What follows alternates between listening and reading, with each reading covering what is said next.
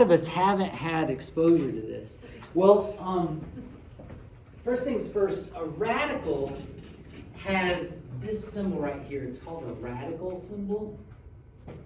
And I don't like whatever they were trying to say with that sentence there, so let's just mark that out. I don't like that. But this is called a radical symbol. And it's used for all radicals, okay? Now, don't write this down, but let me just show you real quick. We, in geometry, are going to focus on square roots because we have to use square roots with Pythagorean theorem a lot and stuff like that. So if you just write the radical symbol without anything else, that's a square root. But it's actually got a 2 that we don't write in that spot right there. Okay. The reason I say that is because there's also, guess what? Cube roots and 10th roots and 25th roots. Now, here's the thing. They all ask a question. Okay, they all ask a question. The question they ask is this. If it's a square root, which is most often written like that, a square root says, what number times itself gets you 9? 3. The answer's 3.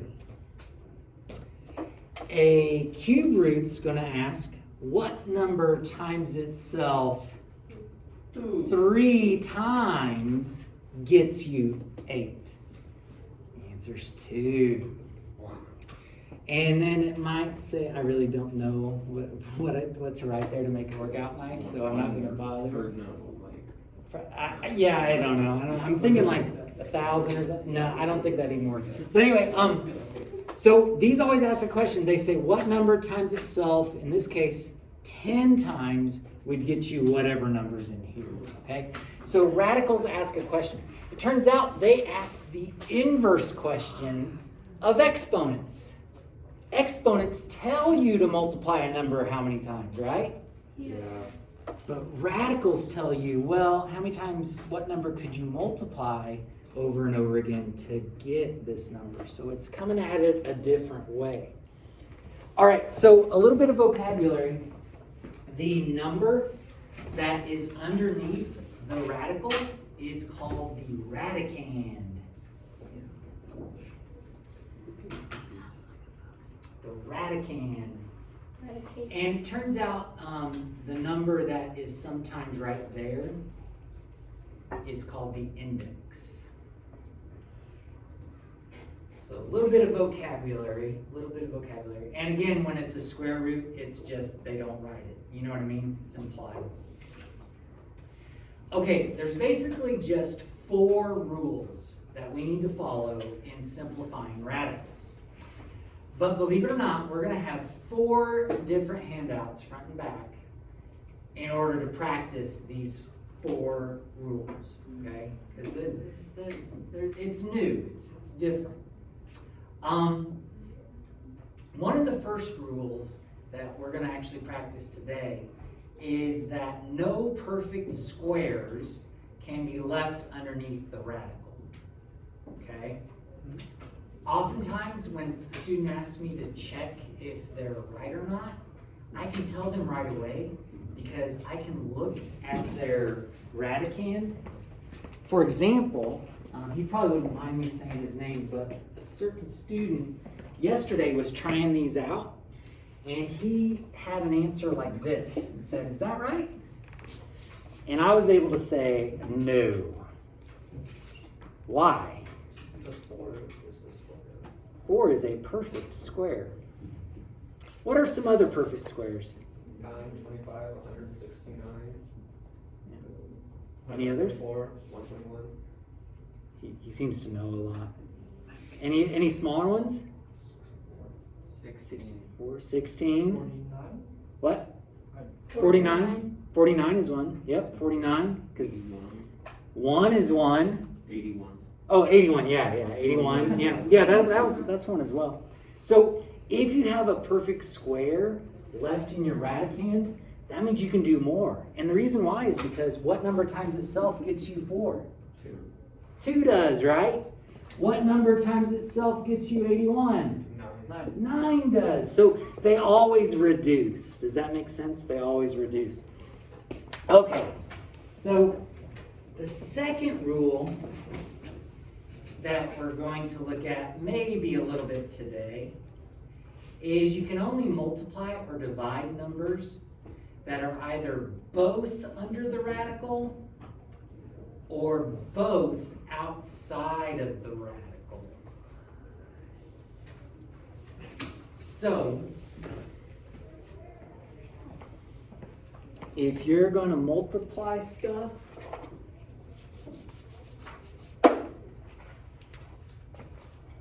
you have square root of 4 times square root of 7, because they both have the same radical, the same index, they're both square roots, you can go ahead and multiply them together.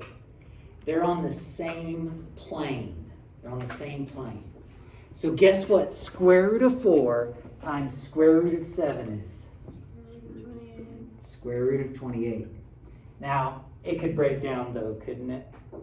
Because we've got that square root of 4, but never mind that.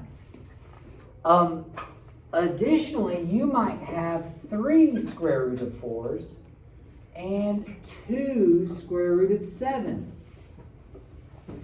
Well, you'll still multiply the 4 and the 7 together and put them under a square root. But guess what you'll do with the 3 and the 2?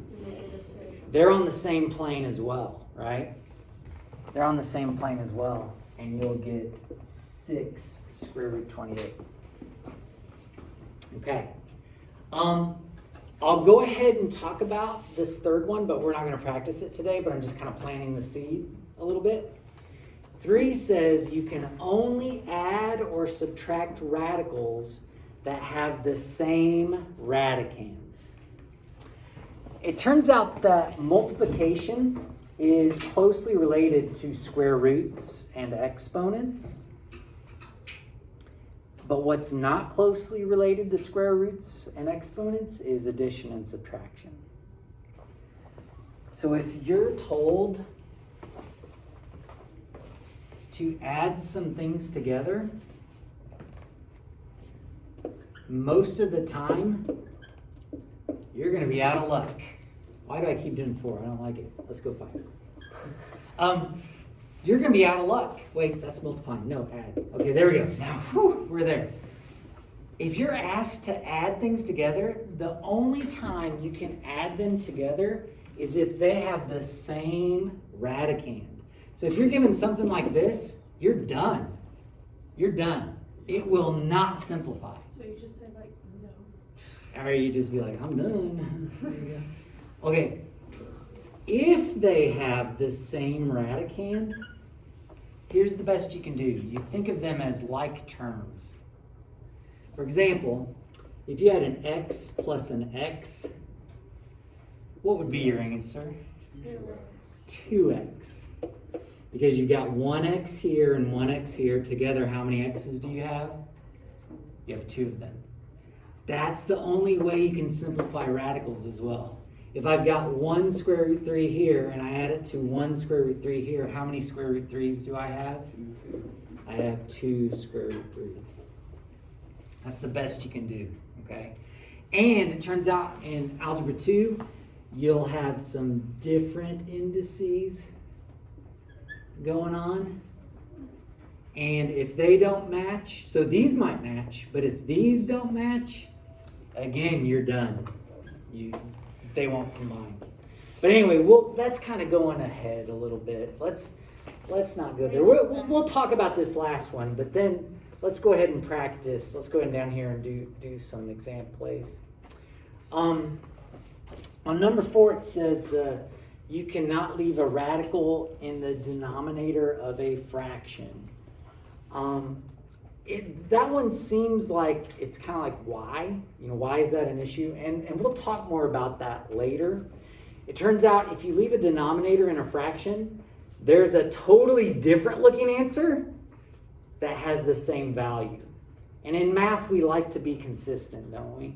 We want to be able to say, hey, I got this answer, did anybody else get that answer as well? You want to easily compare your answers to other people. So that's why example or rule number 4 comes into play, but we'll talk more about that later.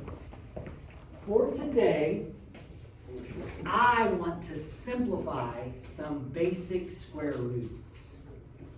They're going to get a little more complicated, I'll admit, but we're just going to look at just simplifying today. Now, remember, no perfect squares can be left underneath the radical, so you always want to be watchful for that. But this next sentence here, I'm not even going to read it out loud right now. We're going to revisit it after we've done an example.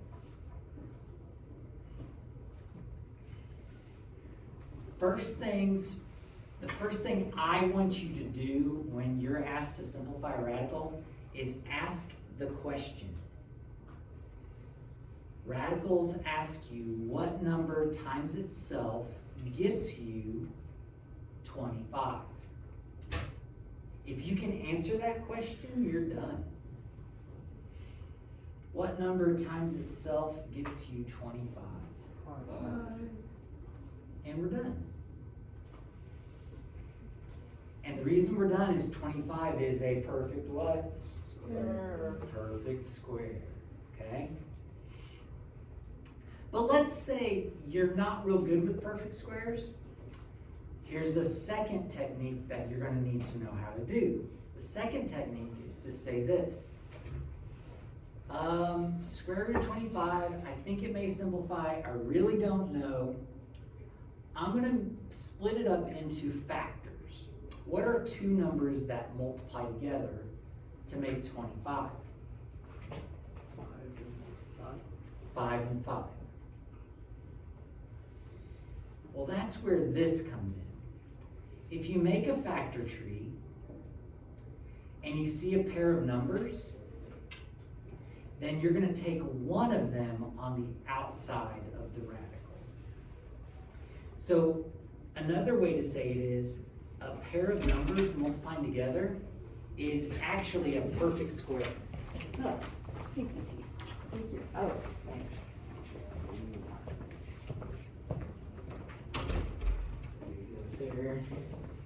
There's a lot of geometry on that old ACT, I tell you what. Okay, so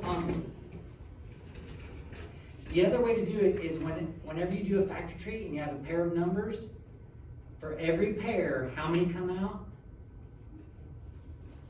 One comes out. Okay? For every pair of numbers, one comes out. All right, let's do another one. Square root of 24, let's ask the question. What number times itself equals 24? Somewhere between 4 and 5. Somewhere between 4 and 5. I just don't know exactly what it is, do I? And it turns out it's not going to be a nice answer. It's 4, like 8, 9, 8, 9, 7, 9, 4, 8, 6. No, it's not. Because that answer is rounded. Turns out the answer to this is actually an irrational number. Do you guys know the implications of that? An irrational number, the decimal goes on forever. What's the famous irrational number? Pi. Pi is the most famous one, isn't it? It turns out every time you take the square root of a number that's not a perfect square, the decimal is going to go on forever, just like pi. It's not going to repeat. It's pretty crazy. So if we can't answer this, we're stuck doing a factor tree. What's a number that goes into 24? 6 and 4. 6 and 4. Oh, 4 is a perfect square, isn't it? If you see a perfect square, you can go ahead and circle it. And if we have a 4, what's the square root of 4? 2. 2. So I know that a 2 is going to come out.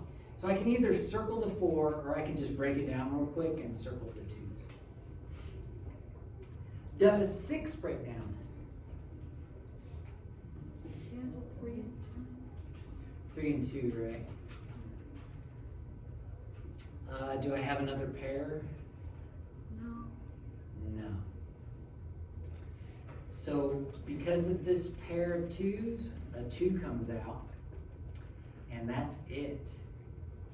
What's left over that didn't pair up?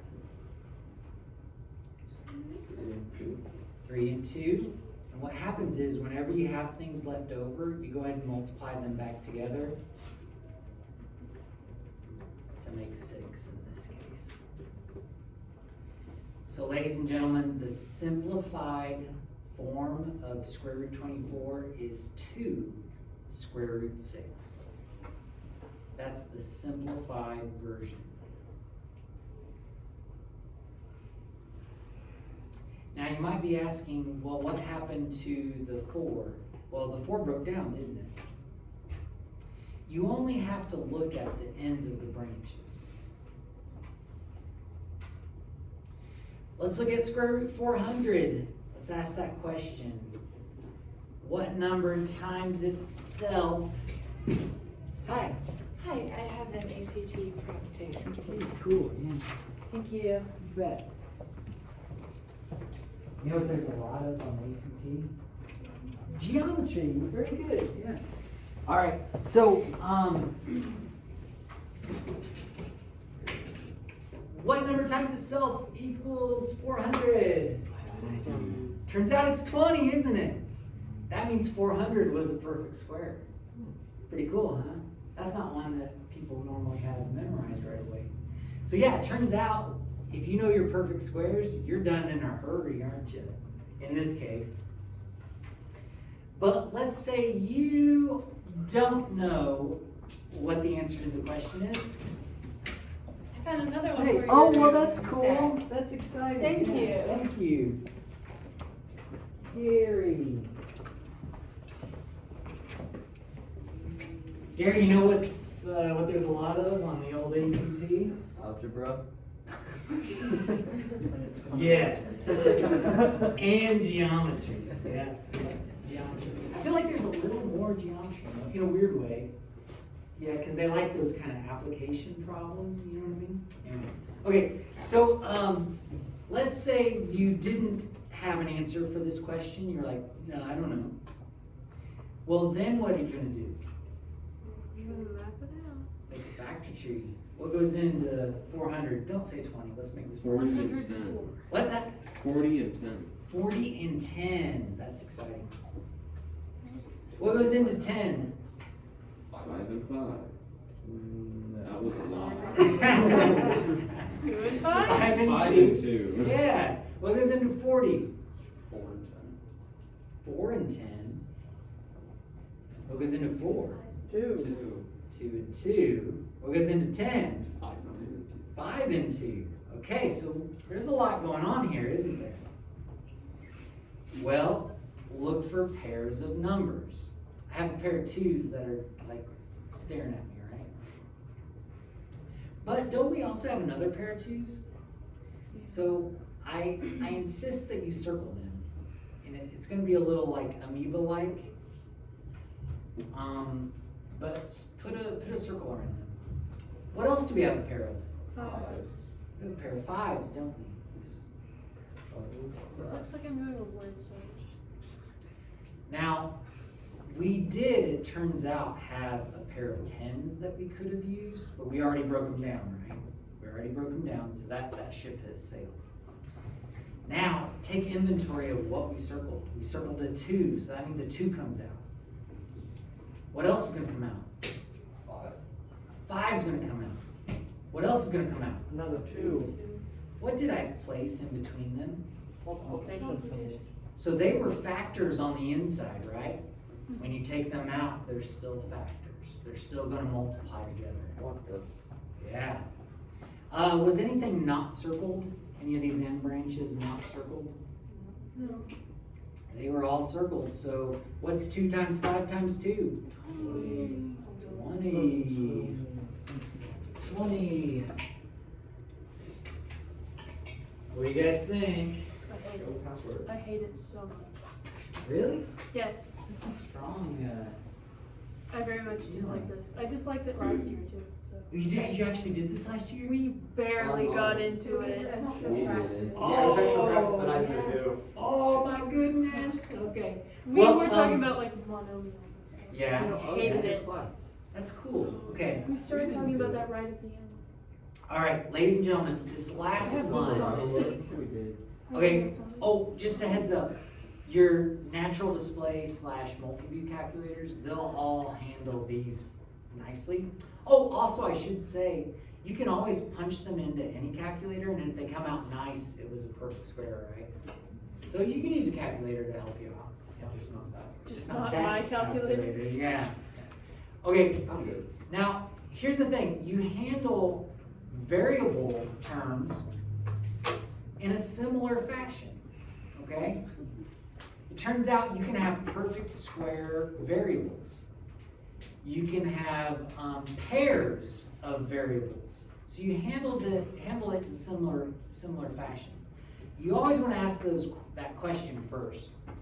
And by the way, that question could be, is it a perfect square?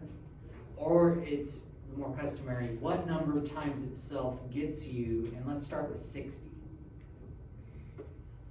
I can't answer that question right away, so I'm going to break it down.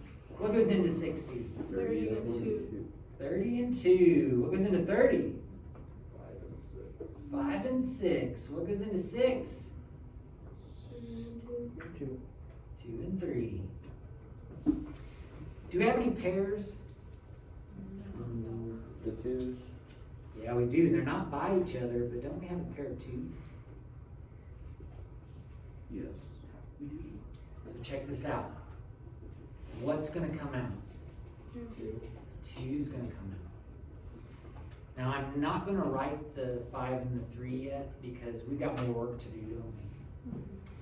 Let's ask this question again. What number times itself gives you x squared? Turns out the answer's x, isn't it? This is a perfect square. Now, if you don't realize that, here's what you can do. You can rewrite x squared as x times x. Do you have a pair of variables there? Immediately. You do. Either way, what's coming out? An x is coming out. Y to the 6th. Ask that question. What number times itself gives you y to the 6th? 3 times 2. Well, with their Wait, what am I exponents, thinking? so yeah. I don't know.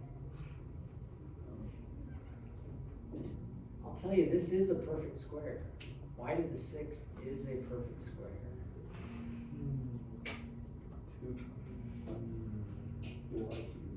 The property of exponents sort of question. Y to the 3rd. Y to the 3rd is the answer. You must have had a good Algebra 1 teacher. He was pretty okay, I guess. And pretty, barely above average. All right, so the answer is y to the 3rd. Because y to the 3rd times y to the 3rd is y to the 6th, isn't it? Because you add them up, But you could have done what instead? Written out y to the 6th. How many y's is that? 6 sides. 6 of them, and you're going to circle the pairs. And how many pairs are you going to have? 3. So what happens is a y comes out for each one, but how many are there? 3. 3 of them. And then finally, c to the 3rd. It turns out it's not a perfect square. But c to the 3rd is c times c times c. Do we have a pair of c's? Yeah. Do we also have an extra? So we're going to take a c out. Now, ladies and gentlemen, let's pause for a moment. What if it was y to the 26th? Are you going to write out 26 y's? You totally Why could. not? But it turns out there is a shortcut here. Right to the 3rd. What actually happens is when you square root, it's the inverse of squaring. But another way to think about it is it divides these exponents by 2. So it turns out when you divide 2 by 2, don't you get 1? Yeah. When you divide 6 by 2, don't you get 3? So if they have an even exponent, they're a perfect square, and they'll reduce just that quick if you remember it, okay? We're going to practice it quite a bit. And then right here, we've got C and C. If we reduce that, oh, I'm sorry, we've got C to the third. The shortcut for it is you could rewrite this as C squared, which is even, right? Times C. And then the C squared becomes a C. Okay, we'll practice this some more and see how you feel about it. Are we done yet? What's left over on the inside? 5, a 3, and a C. 5 to 3. What's going to happen with that 5 and 3? 15. They're going to become 15. 15C. And then we also have a C. Now, I'm going to be honest, we made a pretty big jump to that example right there. You know what I'm saying? That was a pretty big jump. Well, I tell you what, before we go any further, I think I want you to practice these a little bit before we move on. So why don't you guys, do you guys want to do like the perfect square examples first, or do you want to do the ones that you got to do like a factor tree first? I don't care.